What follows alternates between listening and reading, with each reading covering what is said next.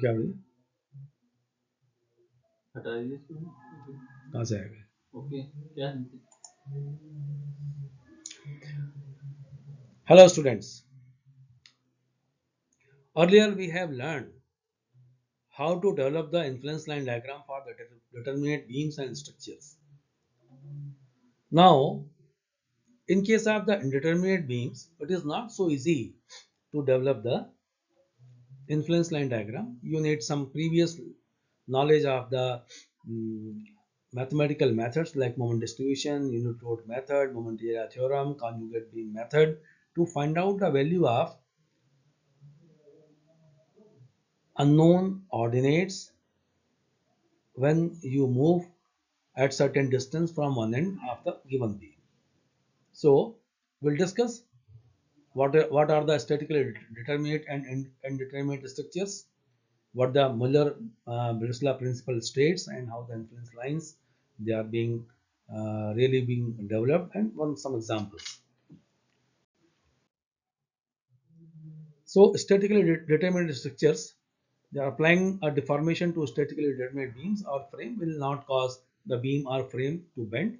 The deflected shape due to the unit deformation will be composed of straight lines and can be used to locate the movable loads to cause maximum effect and calculate the magnitude of the force.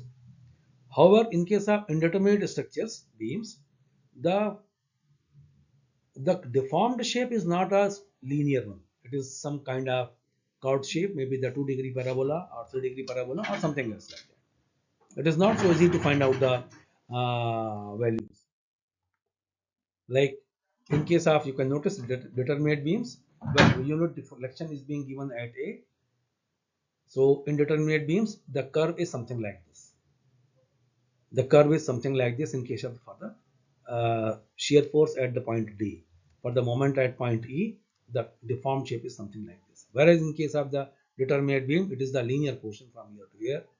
For the reaction at support A, for the shear force at joint D, point D, or for the moment at D or moment at E, as the case may be. Mr. Muller has given his guideline to prepare the influence line diagrams. He said that the deflected shape of the structure when some quantity is applied upon the structure is to some scale to the influence line for the similar same quantity at the same point for the given beam. And for that he has said to how to develop the ILD. So he said that remove the capacity of the structure to sustain that particular stress resultant at that point at which it is being the point where you wanted to have an influence line diagram for that particular quantity. For case of the support reaction, remove the capacity of the beam to offer the reaction by removing the support. To develop ILD for shear force, insert a roller guide so that the capacity to resist shear force can be removed. To develop the ILD for the bending moment, assume a hinge at that point where you wanted to prepare the ILD for the bending. Basically, influence line are the variation of reaction, shear, moment, or deflection at a specific point due to the concentrated load moving on the beam or frame. In other words, a graph of a response of a structure as a function of the position of a downward unit load moving across the structure. The procedure which I have already discussed earlier. Let us take the understanding. So if I wanted to make the influence line for the reaction at support A in this beam, which is having the span AB of 4 meter and span BC of the 8 meters at a rate of 2 meter. At every 2 meter, we wanted to know the ordinate of the influence line. So if I push the and A, remove the support from here, support A from here, and push it by unity, then the deflected shape something would be like this. So all these points can be computed. Say how to compute the shape is something like this, and how to compute. Similarly, if I wanted to make the ILD for shear force at point D, so apply a shear force of 1 kilonewton here through a roller guide, the deflected shape would be something like this. And so many ordinates at every 2 meter interval can be computed by use of suitable mathematical operation. ILD for bending moment as shown by the dotted line here. So applying a unit moment at D of 1 kilonewton meter, then the deflected shape would be something like this, and the ordinate value of ordinate after every 2 meter can be computed by use of suitable mathematical operation. So let us take the example.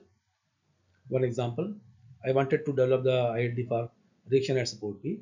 So if I remove the support and push the support by unity so that it has the unit displacement at B, the deflected shape would be something like this. Alright, how to proceed further? Let us, what I said, do the same. Apply unit load here, find out the bending moment. So 1 into 6, that is the 6 kilonewton meter here, divided by EI. It is the M upon EI diagram. Free end is fixed now in the conjugate beam, and fixed end will become the free end in the conjugate beam. We can analyze this conjugate beam for the reaction and for the moment at end B. Alright. Considering upward loading for the positive bending moment, for the computation of bending moment at any point, at distance at x from the end B, mx 1 upon 2, the area of the triangle and area of the triangular load 1 by 2 into x is the length, x upon ei into x upon 3 is the 1/3. Distance is 1 by 3, x upon 3 mentioned here. On the similar lines, we can find out all the values concerned here. This entire beam can be analyzed using the usual notations and knowledge of the analysis of the conjugate beam. The values are mentioned in the table. Point B, distance from B is 0. The reaction is mentioned here, or the force is mentioned here. Force upon the unit load, that is mentioned here.